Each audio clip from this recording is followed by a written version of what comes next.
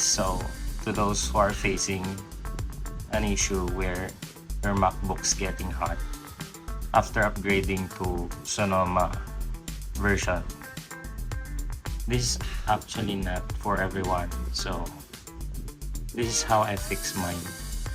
So basically, you will have a live wallpaper or this Sonoma Horizon. It's actually a live wallpaper, or I don't know if it's a video.